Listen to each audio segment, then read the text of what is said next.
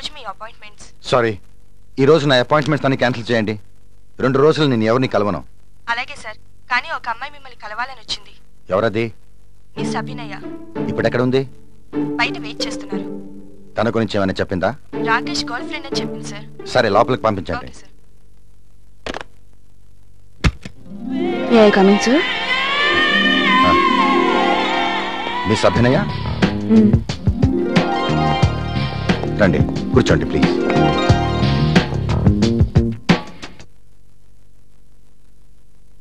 రాకేష్ లేడనే నిజాన్ని ఇప్పటికీ నేను నమ్మలేకపోతున్నాను. రాకేష్ చనిపోయాడని తెలిసాక నేను సూసైడ్ చేసుకుందాం అనుకున్నా. అంత డిప్రెషన్లోకి వెళ్ళిపోయా. ప్లీజ్, మీరు అలాంటి పనులు మాత్రం చేయకండి. నేను ఆత్మహత్య ఎందుకు చేసుకోలేదో తెలుసా? ఎందుకు? నా రాకేష్ ని చంపింది ఎవరో తెలుసుకొని వాళ్ళని చంపడానికి. రాకేష్ ని ఎవరు చంపుంటారు? అతని భార్య. అతని భార్య? నేను నమ్మను. వాళ్ళిద్దరూ చాలా అన్యోన్యంగా ఉండేవారు. లేదు, వాళ్ళిద్దరూ గొడవ పడి విడాకుల దాకా వెళ్లారు. Is it? బెస్ట్ ఫ్రెండ్ అయిన నాకే ఈ విషయం తెలీదు. మీకు చెప్పడు, ఎందుకంటే మీకు ఆ విషయం తెలిస్తే మీరెంత బాధపడతారో తను ఊహించగలడు.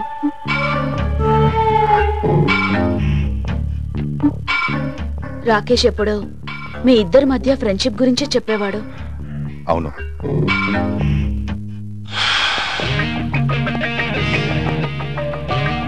అసలు మా స్నేహం గురించి తలుచుకుంటూ ఉంటే నాకేడుపు ఆగట్లేదు.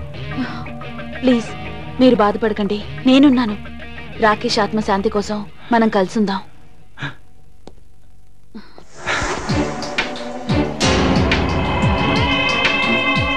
ప్లీజ్, నన్ను వదిలి వెళ్ళవు కదా? నిజంగా వెళ్ళను. Thank you.